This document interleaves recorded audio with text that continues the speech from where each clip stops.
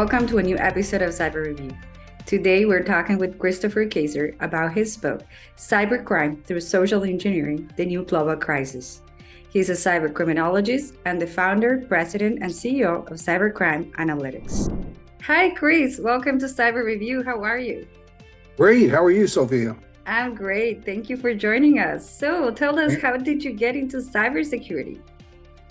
Well, I had a career for over a couple of decades in the computer industry, and then I was in the financial services industry as a portfolio manager, very engrossed in the markets and studying things like that. And then I retired in 2007 and spent a few years having a wonderful old time, and decided in 2012 that I would go back and complete my undergraduate that I had stopped back in about 1994.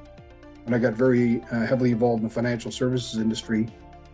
And so I went to Athabasca University in Alberta, and I'm a huge proponent of online education. I did my courses online and took 7 criminal justice courses, which was kind of fun. I hadn't done that before. In the meantime, a number of people I knew said, with your background, have you ever thought about getting into cybercrime, work with your computer background, finance, etc.? And I thought, well, one way to do that is run off and get a master's degree. So immediately upon graduating from my undergrad, I enrolled at Boston University to get a master's in cybercrime investigation and cybersecurity, and did that online, which was quite a chore. It's normally 33 months on campus, but 20 months online. So you work every day for 20 months, and graduated. And then I formed Cybercrime Analytics as soon as I graduated in 2016. Wrote my first book on how to master an online degree, and then started my work in cybercrime prevention, education, etc. And then wrote Cybercrime Through Social Engineering, The New Global Crisis, and released that in 2020.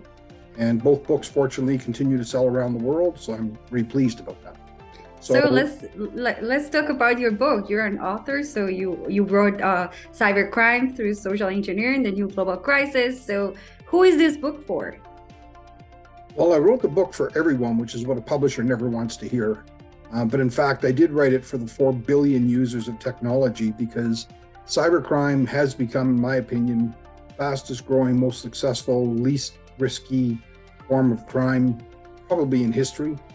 The opportunity of those that commit cybercrime of getting caught is pretty slim. And unfortunately, they can get to anybody, anywhere, anytime, pretty much. So I wrote the book. It's not a technical book. It can be read by anybody. The chapters are short. There's all kinds of subjects that are covered in it. And it applies, I believe, to those that have limited knowledge in cybercrime prevention or cybercrime events, as well as those who are experienced, because every one of us, regardless of our background, are susceptible to getting tricked at some time through a social engineering event. So that's who I wrote the book for. So in one of your chapters, you mentioned technology alone cannot prevent cybercrime. Why is that? Well, historically, and this goes back to my computer career as well, and in the financial services, a lot of money is spent on determining how people can get into an organization, for example. And so budgeting is done to go out and buy the best technical and software and hardware preventative measures you can find. But the one thing that isn't dealt with is the human factor, the human element. There just isn't budgeting for that, it seems. And ironically, we are the problem. You can have the best firewalls in the world, but if somebody can figure out a way to get to you and either get onto your personal devices or get into your corporate networks, then they're in. So you can have the best firewalls in the world, but at the end of the day, it's us who have the responsibility of trying to stop these nefarious characters from getting into our computers and getting into corporate networks and government networks. So this brings me to another part of the interview is, tell us about your new theory you've developed, the RESCAT theory, required elements for social engineering attack theory. What is it about? What it deals with is the decision process and thought process we go through, or processes we go through when we're faced with a socially engineered cyber attack. So when we see something, it comes in as an email or a text or a voice message or whatever, and we look at it, we go through a process of, is this legitimate? Or maybe we don't even go through that process because we're so used to getting emails from our bank from our internet service provider, from whomever. And so too often we just click on it and say, oh, that's another one from the bank. That's another bank statement, whatever.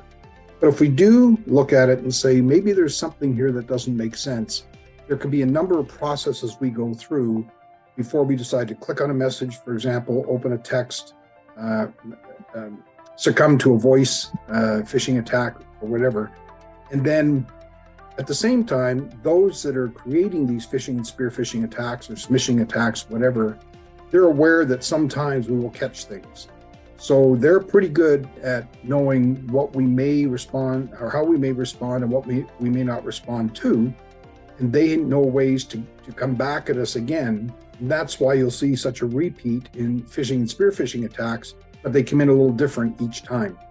So that's what RESCAT was based on. I worked with that with Dr. Robert Cadigan and Dr. Mary Ellen Mastrelli from Boston University, who helped me with that theory. And it was published in a peer-reviewed journal, which I was very happy to see in the Cybercrime peer-reviewed journal.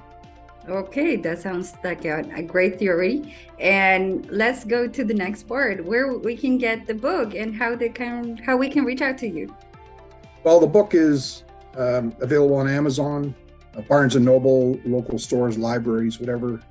Amazon sells it around the world, global distribution. And it's in Kindle version as well.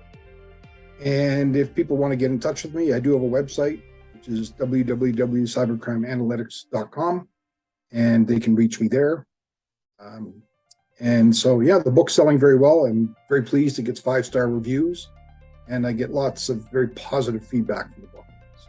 So thank you so much for your time. We wish you all the best with this book, and let's hope to see more books from you, to read more books, right? I'm working on one right now. Thank you. I appreciate it. Okay, awesome. So thank you so much, Chris. You have a wonderful day. Thank you.